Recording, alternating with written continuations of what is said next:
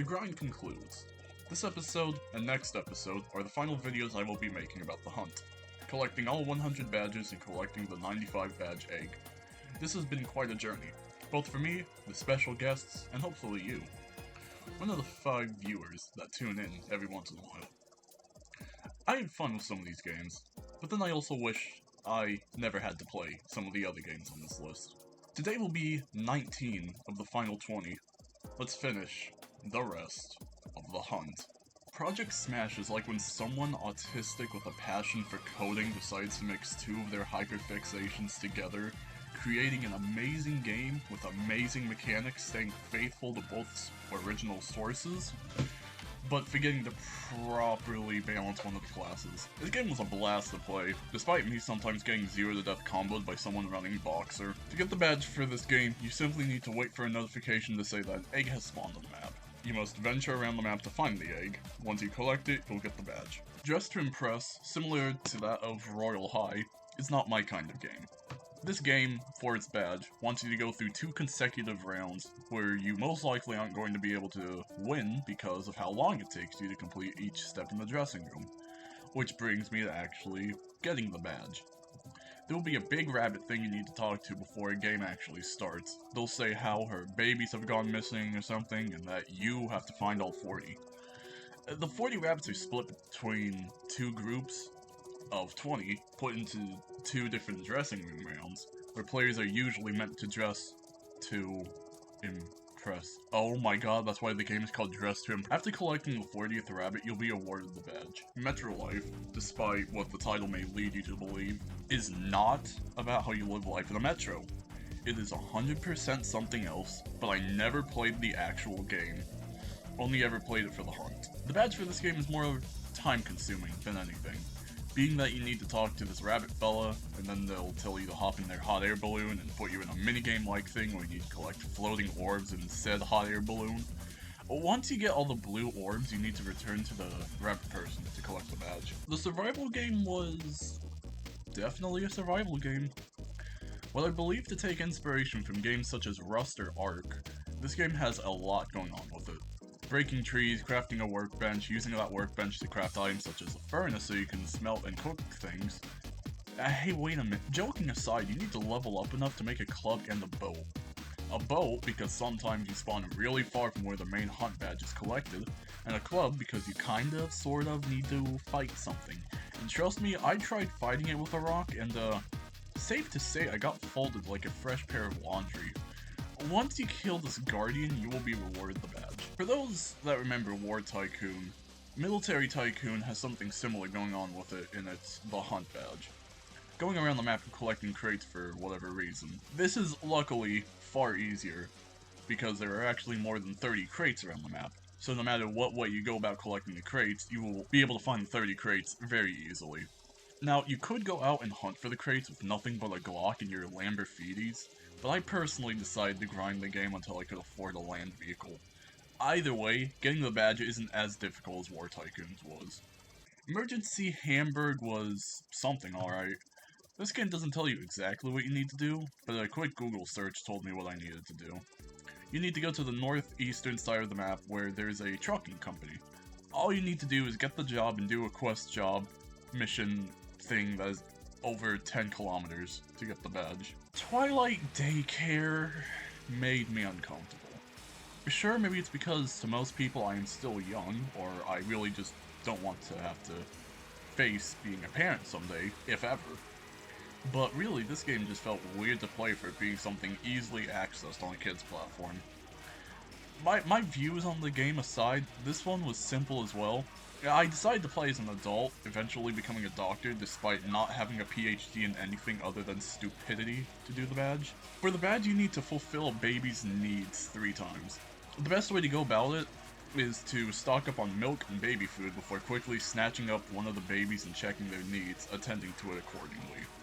The reason I say you need to do this quickly is because the babies are also humans, on a computer, taking hours out of their day role-playing as a child. And for some reason, these babies know how to use fucking infinity, and disable you from picking them up. Fulfill 3 needs to get the badge. Did I say that already? Who cares? Moving on. The Mimic's badge, despite what the game is, was not all that scary. Sure, a giant rabbit creature was out to tickle my pickle if I took too long collecting eggs, but the rabbit is easy to avoid, and there really aren't any downsides to being caught besides losing your eggs. Speaking of which, each egg is worth a certain amount of gold at this weird marketplace. You only hold 15 maximum at a time, and you need about 1,000 gold to buy the badge. There are other cosmetics, but none of them really appeal to me to the point of wanting to waste hours grinding for them. Tsunami Game is the average experience of being in Japan during 2011. It's a game about getting to the edge of the map before you get absolutely rolled by a tsunami. The tsunami ranges from level 1 to 5 tsunamis. Level 1 can easily be jumped over, 2 and above require an object to climb on to avoid, or jump over, and level 5 requires all of your faith in God. To get the badge, you need to make it to the 3rd cave on the left wall after a cumulative of 100 crossings have happened on that server. Once that happens, you can go into this cave and go on a whole side quest to find an alien, or as this game calls it, an A-Lamo. Talk to the A-Lamo to get the badge.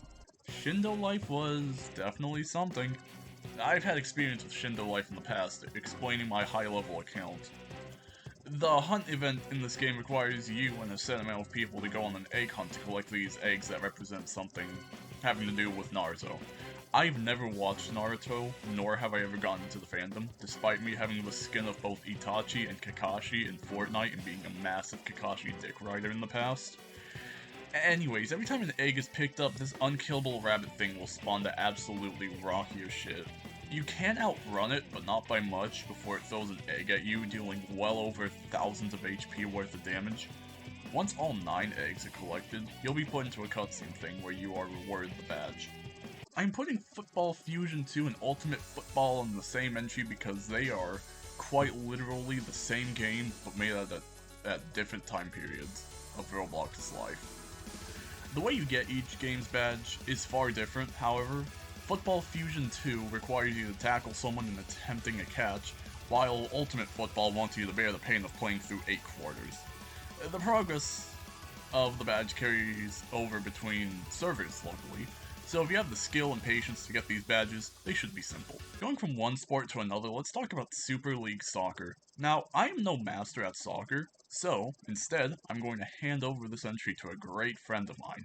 You've seen him in my previous videos before, as me and him not only play stuff together and upload them occasionally, but we are both also working on the Deus Piece series. So why don't I stop yapping and hand this entry over to Dofi, who has made an amazing video for this portion.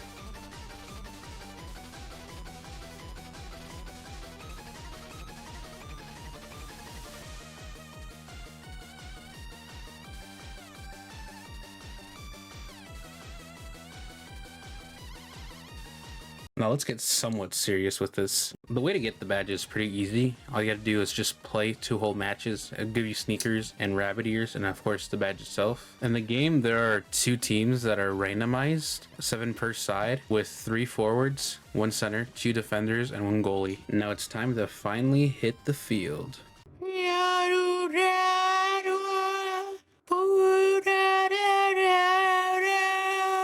Now, to quickly explain the controls to those viewers who, for whatever reason, can't see on the bottom left of their POV, you can shoot, you can pass, you can dribble, except you like twirl and shit with that dribble. You can also slide tackle, which is your main way of getting the ball directly from your opponents. The game typically works how you'd expect soccer, football, whatever you want to call it to work, except that basically everyone's playing forward. Roles do not matter. unless you're a goalie. But that should be pretty simple to understand. But I know a few people like Mike who make this feel like it might actually be the hardest game in the world. There's only one thing left to discuss about this game, and that's Mike, the goalie, the worst goalie of all time. And I'll make this quick by showing you all of Brody's low lights. And you're bound to concede some goals, even some goals that are easily stoppable. But you know, let's just see down the rabbit hole. Bro had some of the worst goalie plays ever. He'd be out in front of the box, right? He'd be running back to his post as the opponent slid past him easily. There were only two things left for me to do. That was to block him and report him for bullying and wasting my time. I only stood here as the last one standing beside him just for the hunt. In all seriousness, that's probably just a 5-year-old, and I apologize to you, Mr. 5-year-old. And so it's done. I got the sneak ears and the rabbit ears for a game I will never play again. I also got the badge force, but I don't think that's that important. If you want to check out my channel, here it is. I plan to upload it more since I have more time and I am more knowledgeable with editing. Right now I'm doing a pizza tower video which should come out within a week or two, and that's it. Bye. Fruit Battleground is a dumbed down version of Blox Fruits. I said it. I ain't a fan of either, but I'm just gonna speak the truth. The badge for this one was awful. Like slap battles, its community is toxic. I spawned in with a stand fruit and wanted to grind my level since you need to be level 15 to even get the badge, and I could never level up properly without getting my shit clapped by some level 120 plus person with a fruit considered meta. Either way, I was able to get the badge after using an alt account to join me and give me the 2 kill streak I needed while I was level 15, so I could get the badge. Driving Empire is a game about driving cars. Duh. But unlike the other driving games, this one is somehow way easier. You need to complete 5 races, which you can easily do solo by doing one of the races that lasts like 30 seconds. And you also need to collect 20 or so eggs. Just like Military Tycoon and War Tycoon, the eggs are littered everywhere around the map, and there are more than you need to collect. So a simple cruise down the highway should be enough to get the eggs. Which is not at all like War Tycoon, I'm not sure why I said that. You also be on those same highways for races. Simple badge. Not gonna waste any more time on it. Total Roblox drama. Oh my god, this game. This game has got to have one of the most unhinged chat box messages I have ever seen. I have no experience with Total Drama Island or anything in the Total Drama series, but I do sort of know some of the characters. I was playing as a character named Harry, despite in the cartoon, he's named Harold. The two people I had the weirdest interactions with were people playing as Big O and Alfonso, aka Owen and Alejandro. The things these dudes said were actually some of the craziest shit. Alfonso wanted to be my boyfriend, and Big O wanted to cut my face off and be me. If you're able to ignore that happening, the badge is pretty easy. Survive until you get to the last few rounds where the merge, an event merging every remaining team into one, happens. Just like the other few RPGs, all you need to do is kill creatures and collect eggs they drop. This can be easily done just a few runs of the first mission. Moving on. Brookhaven was more like hide and seek. When you spawn in, you take a left and interact with a sign, which will have you go on an actual egg hunt to find 20 eggs to get the badge. It's as easy as that. Dragon Adventures is for the scalies in the furry community, again. You raise a dragon and keep it as a war weapon compact into a totally friendly little creature.